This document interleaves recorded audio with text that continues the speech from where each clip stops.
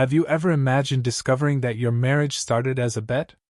That the person you love was just fulfilling a cruel challenge for money? Today I'm going to tell you the true story of Marcus Blackstone, a billionaire who agreed to wager $1 million on something that would change his life forever. A story about pride, humiliation, and a discovery that no one, not even he, expected. Marcus Blackstone at 35 possessed something most people only dream of: $2,800,000,000. CEO of Blackstone Enterprises, he controlled real estate, technology, and financial empires. His photos graced magazine covers with the title, "The World's Most Eligible Bachelor." But Marcus had a problem. He believed everything in life could be bought. Love, loyalty, even happiness to him, they were just matters of finding the right price. It was a typical Thursday at the Metropolitan Club, Manhattan's most exclusive club. Marcus sat at his usual table, surrounded by his elite friends. But these weren't true friends, they were men driven by envy and competition disguised as camaraderie. Richard van der Berg, heir to an oil fortune, always resented that Marcus had built his wealth from scratch. James Morrison, real estate mogul, constantly tried to outdo Marcus's deals. And Sebastian Cross, banker's son, was known for his extravagant and cruel bets. That night, while drinking $1,000 whiskey, Richard made a provocation that would change everything. "Marcus," Richard said with a malicious smile, "you've always boasted about being able to conquer any woman. But what if I told you there's one you could never get?" Marcus laughed arrogantly. "There's no woman I can't have, Richard. It's just a matter of finding what she wants. So you'll accept a bet?" Sebastian leaned forward, eyes gleaming with malice. And that's when they proposed the unthinkable. Marcus had to marry an ordinary woman, overweight, and convince everyone it was true love. He had to stay married for 1 full year. If he succeeded, he'd win $1 million and eternal recognition in the elite social circle. If he failed, he'd be publicly humiliated and have to donate $2 million to charity. Marcus accepted without hesitation. To him, it was just another business deal. Another acquisition. He had no idea he was about to discover something all his money could never buy. 3 weeks later, Marcus entered the Central Public Library of Manhattan. He had hired private investigators to find the perfect candidate, someone lonely, with low self-esteem, who would be easy to manipulate. Elena Rodriguez, 28, was a librarian and volunteer literacy teacher. She spent her days surrounded by books and her weekends teaching adults to read for free. Elena struggled with insecurities about her appearance, but possessed a generous soul that touched everyone's lives around her. She cared alone for her mother, who suffered from Alzheimer's, and dreamed of one day opening a community school for underprivileged children. Marcus approached the information desk, disguised in simple clothes, playing the role of a struggling businessman who was researching how to restart his life. "Excuse me," he said, forcing humility into his voice. "Could you help me find books about giving life a new direction?" Elena looked at him with those warm, sincere eyes that Marcus wasn't used to seeing. There was no judgment, no interest in his money, just genuine desire to help. "Of course," she said, smiling. "Are you going through a difficult time?" For an instant, Marcus felt disarmed. There was something in her voice, in the way she cared about a complete stranger, that caught him off guard. Elena guided him through the shelves, recommending books about purpose, compassion, and personal growth. They spent 2 hours talking about literature, philosophy, and her dreams of making a difference in people's lives. "You know," Elena said, "I've always believed that true success isn't measured by what you have, but by the good you do in the world." Marcus left the library that day completely confused. He had gone there to initiate a calculated manipulation, but instead felt something he hadn't experienced in years: genuine curiosity about another person. Over the following weeks, Marcus returned to the library regularly. He maintained his persona of humble businessman, inventing stories about financial difficulties and dreams of rebuilding his life. Elena fell in love not with the man Marcus really was, but with the man she thought he was. Someone sensitive, determined, who valued life's simple things. They spent hours talking about books, walking through Central Park, sharing simple meals in small cafes. Marcus discovered pleasures he had never experienced: the taste of ordinary coffee drunk in good company, the satisfaction of deep conversation, the peace of a moment without agenda or self-interest. But something unexpected was happening. Marcus began to feel things. When Elena laughed at his jokes, his heart raced in a way he couldn't explain. When she touched his arm during conversation, electricity coursed through his body. He was falling in love. For real. The decisive moment came when Elena took him to meet her mother. The small apartment was simple, but full of love. Marcus watched Elena patiently care for a woman who didn't always recognize her, feeding her lovingly, reading to her, singing old songs. She was a teacher her whole life, Elena explained, wiping away a tear. She always said education was the only thing no one could take from you. In that moment, for the first time in his life, Marcus felt genuinely touched by someone's kindness. Without thinking, without calculating, he took Elena's hand and said, "Marry me." Elena was shocked. "Marcus, are you sure? We've only known each other for 3 months." "I've never been more certain of anything in my life," he replied, and in that moment, surprisingly, it was true. They married in an intimate ceremony at City Hall, with only Elena's mother present. Marcus looked at Elena in her simple dress and felt something he couldn't name, a mixture of happiness and guilt that left him confused. Elena radiated genuine happiness. She believed she had found her soulmate, a man who loved her for who she really was. But Marcus still lived a double life. He maintained a simple apartment where he lived with Elena, while secretly continuing to manage his businesses. His elite friends constantly pressured him for evidence of the bet's progress, wanting photos, videos, proof that he was really fulfilling his part of the deal. "How's our little experiment going?" Richard would ask sarcastically at secret meetings. "I hope you're documenting everything. It'll be hilarious to show everyone how she actually believes you love her." Each cruel comment was like a stab to Marcus's heart. Because the truth was, he had really fallen in love with Elena. She was changing him in ways he never imagined possible. Elena taught him to cook. They made dinner together every night, dancing through the small kitchen to soft music. She introduced him to the pleasure of reading a book just for fun, of walking without hurry, of talking about dreams instead of profits. "You know what I love most about you?"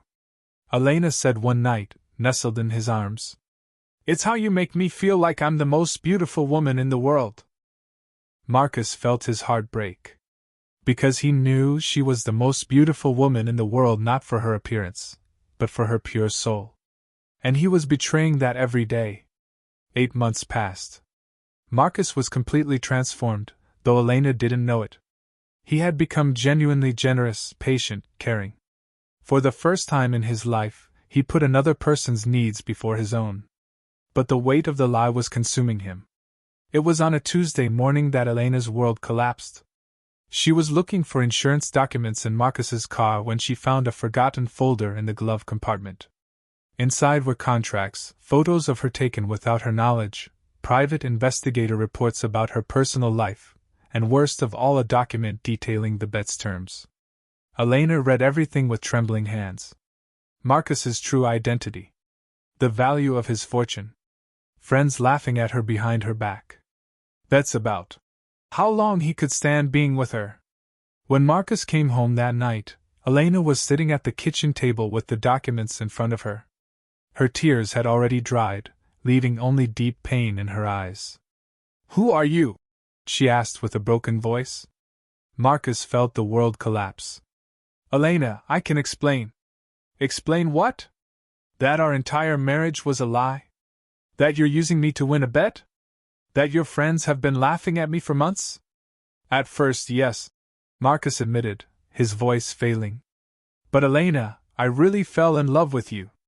Everything changed. I changed. How can I believe anything you say now?" Elena stood up, trembling. "You made me believe someone could love me, that I was special. But it was all one big joke. Elena, please let me explain." The man you met, the man who fell in love with you, that's who I really am now. You transformed me.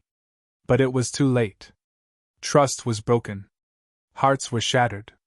Elena packed that same night and left, leaving only a letter. Marcus, you taught me that I can be loved. For that I thank you. But you also taught me that not all love is true. I hope someday you find someone who loves you for what you really are, not what you pretend to be. The final 4 months of the bet were the worst of Marcus's life. For the first time, he understood the real meaning of loss. Not financial loss, which he always knew how to recover from, but emotional loss, the absence of something priceless. His friends celebrated, thinking he had won the bet. After all, he had stayed married almost a full year, and convinced everyone it was true love. But Marcus felt completely empty. Tone changed, reflective. That's when something extraordinary happened. Instead of returning to his previous life, Marcus decided to honor what Elena had awakened in him. He cut ties with his toxic circle of friends. He used his fortune to build community schools. He started therapy to deal with his character issues. He found ways to support causes Elena championed: adult literacy, free education, elderly care, all anonymously, without expecting recognition. Marcus had learned that true love wasn't about possessing someone, but about becoming someone worthy of being loved. Meanwhile, Elena struggled to rebuild her life. The betrayal had deeply shaken her self-esteem, but with support from true friends, she slowly began to believe in herself again. She secured funding to open a small community school, unaware that the anonymous investor was Marcus. She focused all her energy on her professional dreams, determined to make a difference in the world regardless of any man. A year after the bet, Marcus gathered his former friends at the same club where it all began. They came expecting to celebrate his victory and receive evidence of the successful marriage. Richard, James, and Sebastian were euphoric, imagining the humiliating stories they could tell about Elena. So, Marcus, Richard said with a cruel smile, where are the photos? The videos? We want to see how she reacted when she found out the truth. Marcus stood slowly, looking at the 3 men he once considered friends. You want to know if I won the bet? He said, his voice calm but firm. Yes, I won. But not the way you imagine. What does that mean? Sebastian asked, confused. It means you're the poorest people I know. Not financially, spiritually. Elena showed me a wealth you'll never understand. Marcus placed an envelope on the table. Here are your signed documents. I fulfilled the bet's terms. I stayed married for a year, and convinced everyone it was true love because it was true love. But I refused the money. In fact, I'm going to do something better. I'm going to expose you publicly for the kind of people you really are. And I'm donating my entire fortune to education in the name of Elena Rodriguez, the richest woman in character I've ever known. The 3 were shocked. They had lost not just the bet, but any power over Marcus. You bet I couldn't love an ordinary woman. You were right about one thing: Elena isn't ordinary. She's extraordinary. And I lost the chance to have something real because of your sick game. 2 weeks later, Elena was at the opening of her community school. It was a dream fulfilled, the result of months of hard work and determination. Children ran through the courtyard, parents thanked her emotionally, volunteer teachers organized for the first day of classes. Elena was radiant, finally seeing her life's purpose materialize. That's when she saw him. Marcus was at the back of the event, not standing out, just watching with a genuine smile. He wore simple clothes, had lost weight, looked different. More real. Elena approached cautiously. What are you doing here? I came to give you something, Marcus said, taking an envelope from his pocket. These are the property documents for this school. Now it's officially yours. Elena opened the envelope with trembling hands. Everything was their deeds, investments, operational funds for 50 years. All in her name. Why? She whispered. Because you taught me that the greatest investment we can make isn't in stocks or properties. It's in people. You invested in me when I was worthless as a human being. Now I want to invest the rest of my life proving I learned the lesson.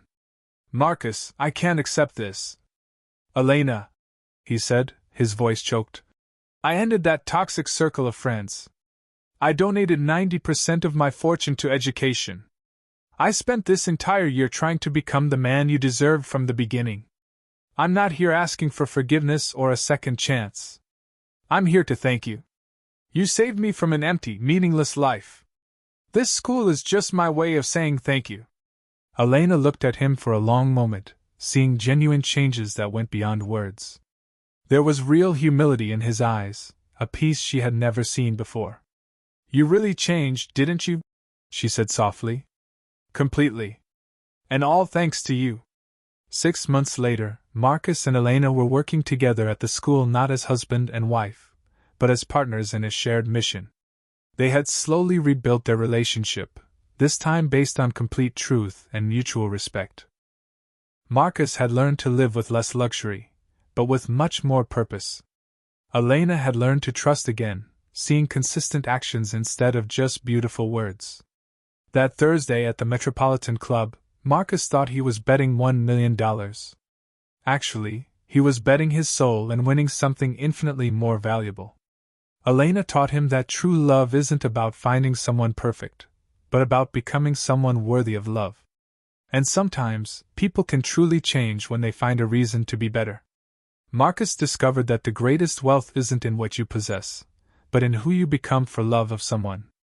And Elena learned that everyone deserves a second chance to be truly loved, including herself. The bet had ended, but true love was just beginning. If this story touched your heart, remember, a person's value is never measured by their appearance, status, or bank account. It's measured by the kindness in their heart, and the difference they make in others' lives.